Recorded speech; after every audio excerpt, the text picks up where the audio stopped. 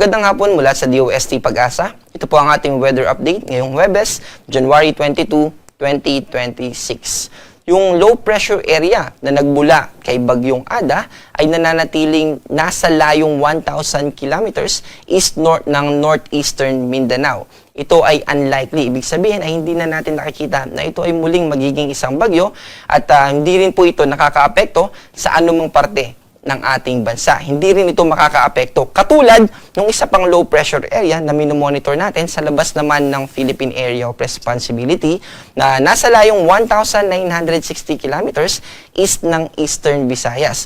Hindi po ito papasok ng Philippine Area of Responsibility although northwestward yung kanyang direction at hindi rin natin nakikita na ito ay based sa ating analysis na ito ay isang magiging ganap na bagyo. Ang nakakaapekto po sa atin sa kasalukuyan ay yung northeast monsoon or hanging amihan na nagdadala ng malamig na temperatura sa malaking bahagi ng ating bansa. Dahil nga po dito sa hanging amihan ay umabot ng 11 degrees Celsius yung minimum temperature natin na na-record sa Baguio Station.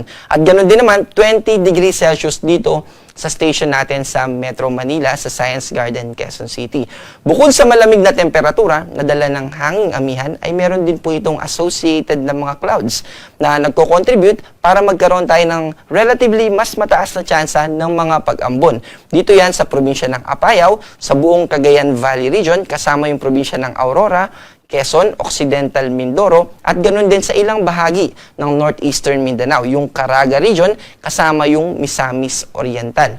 At bukod dun sa binanggit natin na may posibilidad ng at least 10 millimeters na pag-ulan for the next 24 hours, dito naman sa Metro Manila at sa natitirang bahagi ng ating bansa, yung mga hindi natin binanggit, ay mas mababa na yung tsansa ng mga pag-ulan. Although, posible pa rin naman yung mga localized thunderstorm or yung mga panandaliang pag-ulan sa ilang lugar lamang o localized na mga area lamang. Halimbawa, sa Metro Manila, ilang lugar lang sa Metro Manila yung posibleng makaranas ng mga pag-ulan.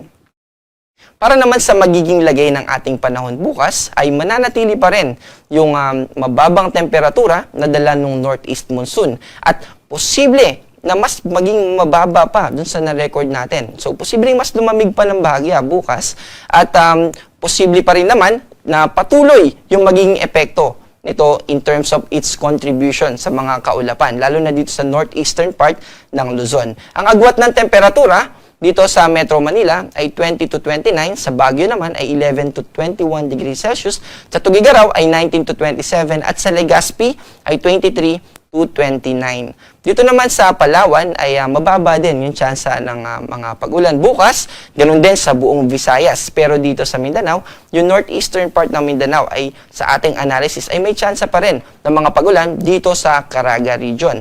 At ang agwat naman ng temperatura dito sa Puerto Princesa ay 24 to 29, sa Cebu at sa Iloilo ay 24 to 30, at sa Davao ay 25 to 32.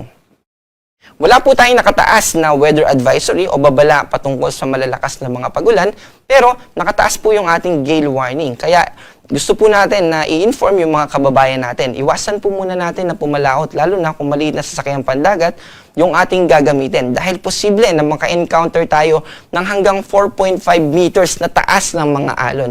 Kaya mag-ingat po. At sa ilang bahagi naman ng ating bansa ay posibleng umabot ng hanggang 2.8 meters.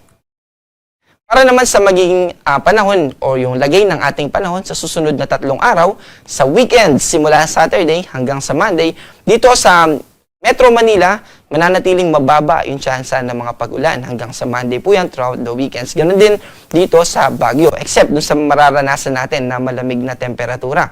Pero dito sa Legazpi, ganun pa rin po hanggang Sunday. Pero by Monday, may magfo-form po kasi na shear line kung ibabalik po natin dito sa mapa ng Pilipinas. Dito po sa may northeastern part o eastern part ng Mindanao ay magkakaroon po ng shear line sa magsisimula yan as early as Saturday. And then eventually, by Sunday, mag-shift po yung shear line natin paakyat. Visayas naman yung main na maapektuhan. And sa Monday, sa darating po na Monday, yung Bicol region naman po yung maapektuhan nitong shear line. Kaya by Monday, dito sa Legazpi ay magiging maulap na po. Ibig sabihin ay mataas na yung tsansa ng mga pag-ulan. Dito naman sa Kabisayan, dito sa Metro Cebu, tulad ng binanggit natin, by Sunday ay magiging maulap na rin at mataas na rin yung tsansa ng mga pag-ulan. Yung sa Iloilo naman ay sa Monday pa. At sa Tacloban naman ay sa Sunday magsisimula hanggang sa mga susunod na araw yung epekto ng shear line.